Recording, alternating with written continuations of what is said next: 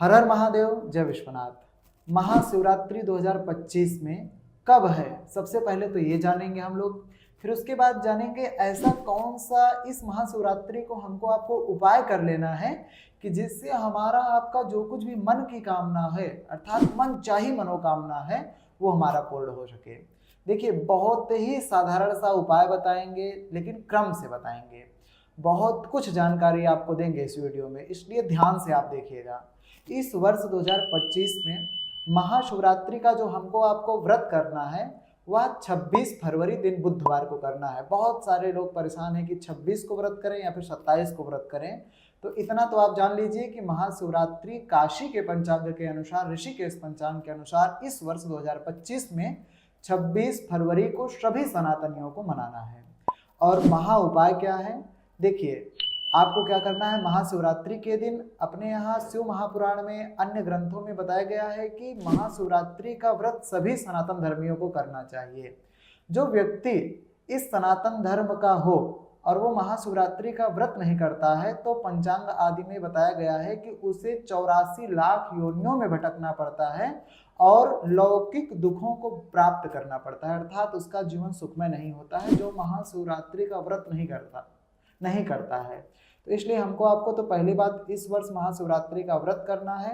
और महाशिवरात्रि व्रत का फल अपने यहाँ यह बताया गया है कि जो भी व्यक्ति करता है श्रद्धा और भक्ति से, तो उसे भगवान शिव जो भाग्य में उसके नहीं होता है सुख, वह भी सुख उसे प्रदान करते हैं।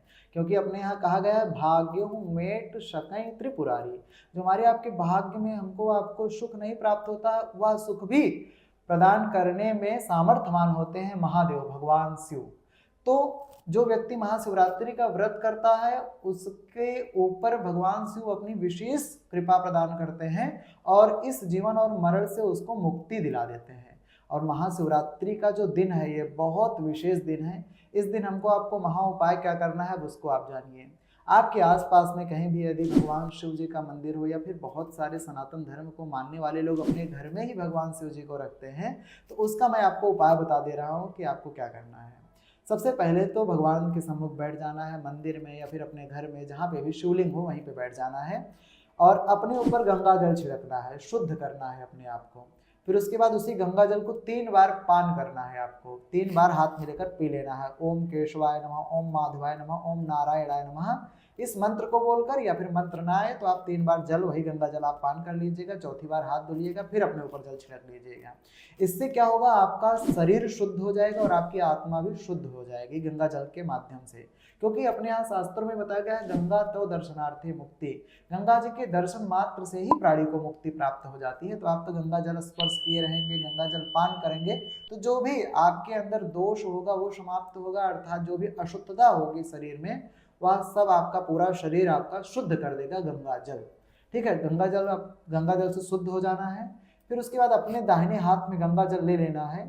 फिर आपकी जो कुछ भी मनोकामना हो वह भगवान से कहकर और यह कहना है कि आज हम आपका व्रत कर रहे हैं, आपका पूजन करेंगे, इसके फलस्वरूप में जो कुछ भी मेरी मन की कामना हो उसे आप पूर्ण करें। ठीक, इस भाव से जल को छोड़ देना है। यह आपका एक तरह से संकल्प हो गया। ठीक है, फिर उसके बाद आपको भगवान शिव का ध्यान करते हुए, भगवान शिव का स्मरण करते हुए, भगवान शिव का दर्शन करते हुए भगवान के ऊपर गंगा जल चढ़ाना है।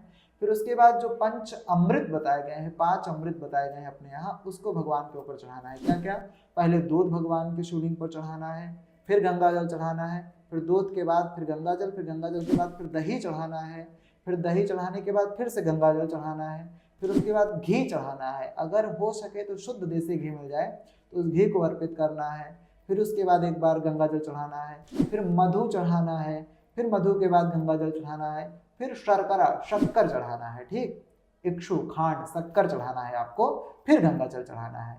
ये क्रम से आपको भगवान शिव जी को ये 5 चीज अर्पित कर देना है। फिर उसके बाद अब ध्यान से सुनिए आपको क्या करना है। फिर उसके बाद आपको 21 बिल्वपत्र ले लेना है। ठीक, पहले से ही आप लिए रहिएगा, जब महाशिवरात्रि का दिन आए उसके पहले ही सब ये व्यवस्था आप बना लीजिएगा।